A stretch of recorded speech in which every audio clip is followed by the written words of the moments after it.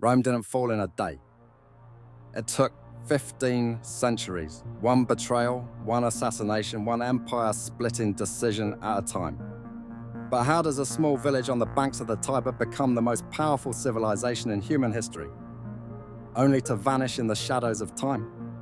This is 1/500 years of Roman history in just 10 minutes, or at least we'll try.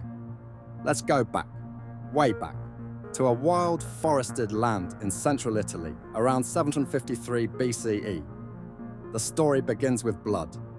Two brothers, Romulus and Remus, born of gods and kings, abandoned, suckled by a she-wolf and destined for greatness. Or at least, that's how Roman lived. What we do know is that a small tribal settlement formed along the Tiber River, in a place where 7 hills met. It was a good spot, defensible, fertile, and close to trade routes. That village would become Rome. Romulus, according to legend, killed his brother in a dispute and named the city after himself. That act, fratricide, followed by empire, so would become something of a theme in Roman history. From the very beginning, Rome was a creature of ambition and blood. But it wasn't just a warrior tribe. Rome adapted. It absorbed ideas, gods, technologies. From Etruscans, Greeks, Sabines, it borrowed and improved. This ability to absorb and innovate would become Rome's greatest strength. By 509 BCE, the Romans had had enough of kings. Tarquin the Proud, the last of the Roman monarch, was ousted after his son's crimes sparked public outrage. Out of that revolt came the Roman Republic, a bold experiment in shared governance. Power was now held by elected consuls, a senate, and various assemblies. Checks and balances were designed to prevent tyranny. But in reality, the Republic was ruled by Rome's elite, the patricians, while the plebeians fought for scraps. Still, the Republic was astonishingly effective. From 500 to 200 BCE, Rome expanded relentlessly. First across the Italian peninsula, then across the seas. The Roman legion, disciplined, flexible, and constantly evolving, crushed rival city-states. Rome's soldiers weren't just fighters, they were engineers. After a battle, they'd build roads, forts, and colonies. Rome was a war machine that built as it conquered, but expansion brought enemies. And the greatest of these was Carthage, a Phoenician naval superpower based in what is now Tunisia. The Punic Wars between Rome and Carthage would last over a century. They were brutal, world-shaking conflicts. The Second Punic War gave Rome its darkest hour, and its most legendary enemy, Hannibal Barca. In 218 BCE, Hannibal did the unthinkable. He led an army and 37 war elephants across the Alps in winter to strike directly into Italy. His invasion sent shockwaves through the Republic. In 216 BCE, Hannibal annihilated a Roman army at Cannae. 50,000 men killed in a single day. It remains one of the most devastating defeats in military history. But Rome did not break. It bled. It adapted. It outlasted him. And eventually it struck back. In 202 BCE, at the Battle of Zama, Hannibal was defeated by the Roman general Scipio Africanus. Carthage's fate was sealed. By 146 BCE, it was destroyed, its cities burned, its people enslaved, its name cursed. Rome now ruled the Western Mediterranean. But with power came rot. The wealth of empire flowed into Rome, but only to the top. Landless veterans, displaced farmers, and angry citizens filled the streets. The Senate, once a symbol of Roman unity, became a playground of oligarchs. Reformer politicians like the Gracchi brothers tried to redistribute land and help the poor. They were both murdered. Political violence became normal, and ambition, once Rome's engine, now threatened to tear it apart. By the 1st century BCE, powerful generals commanded more loyalty than the Senate. Gaius Marius, Sulla, Pompey, Crassus, and above all, Julius Caesar. Brilliant, charismatic, and ruthless, Caesar conquered Gaul, modern-day France, in a brutal 8-year campaign. He returned to Rome a hero and a threat. In 49 BCE, defying the Senate, he crossed the Rubicon River with his army. It was a declaration of civil war. The die is cast, he reportedly said. What followed was years of bloodshed. Caesar emerged victorious and was declared dictator for life. He began reshaping the republic, consolidating power, reforming laws, and offering citizenship to outsiders. But the Senate feared he would crown himself king. On the Ides of March 44 BCE, Caesar was stabbed 23 times by senators, including his friend Brutus. The assassins claimed they were saving the republic. Instead, they destroyed it. In the chaos that followed, Caesar's adopted heir, Octavian, rose to power. After crushing rivals like Mark Antony and Cleopatra, he rebranded himself as Augustus. And in 27 BCE, the Roman Republic quietly became the Roman Empire. Augustus never called himself emperor. He preferred first citizen. But make no mistake, he held absolute power.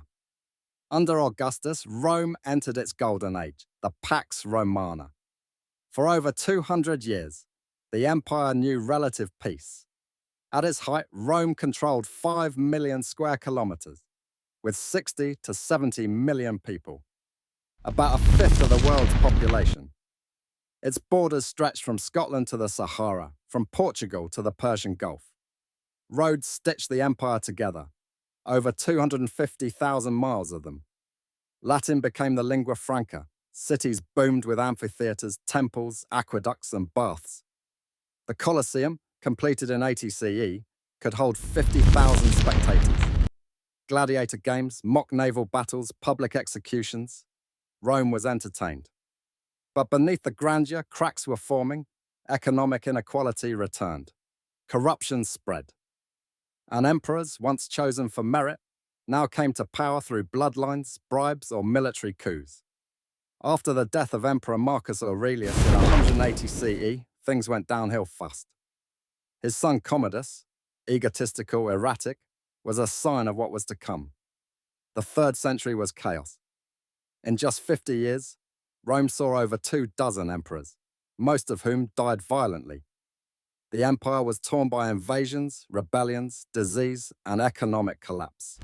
This was the crisis of the 3rd century. Rome nearly fell apart. But then came Diocletian, a soldier from humble origins. He seized power in 204 CE and tried to stabilize the empire. He reorganized the military, reformed taxes, and most famously, split the empire into east and west, thinking it would be easier to govern. Each half would have its own emperor. It was a bold move and a temporary solution. In 312 CE, Constantine the Great changed everything. On the eve of battle, he claimed to see a vision, a cross of light in the sky with the words, "In this sign conquer." He won, and soon after, he legalized Christianity with the Edict of Milan. By the end of the century, Christianity would become the state religion of the Roman Empire. An empire that once crucified Christ's followers now knelt before his cross. Constantine also moved the capital east, to Byzantium, which he renamed Constantinople. It was a strategic and symbolic move. The east was wealthier, more stable, and more defensible. As Rome itself declined, Constantinople would shine as the new Rome. In 395 CE, the empire was permanently divided. The West, weakened by internal decay, constant invasions, and political instability, limped toward collapse. In 410 CE, the Visigoths, led by Alaric, sacked Rome. For the first time in 800 years, the Eternal City was breached. The psychological shock was immense. Rome, the invincible, had fallen to barbarians.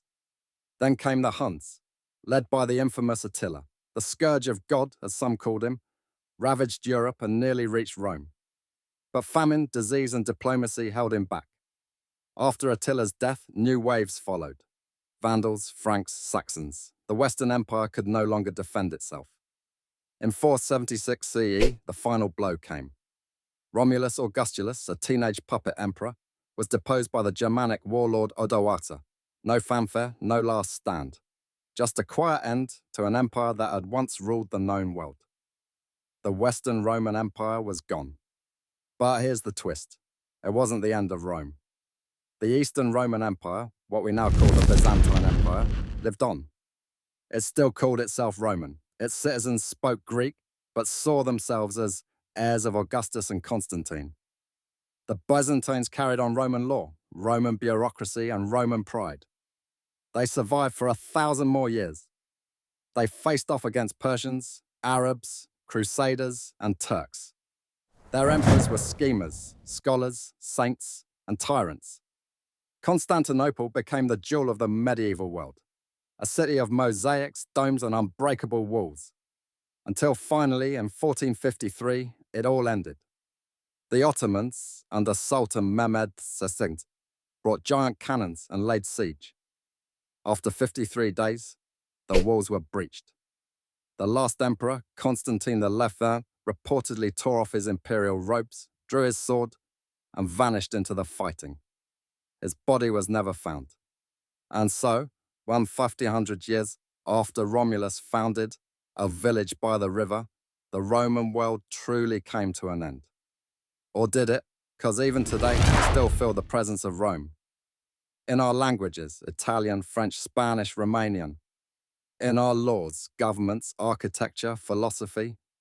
The very idea of the West, its culture, its identity, is built atop the ruins of Rome. The eagle still flies. The Senate still echoes. And the myths, they still inspire. Rome may have fallen, but Rome never really died. It became us. If you want to keep exploring, check out our video on the rise and fall of Constantinople next. A tale of siege, betrayal, and the end of an empire. Don't forget to subscribe to Retro Reels for more cinematic journeys through time, because history is never just the past.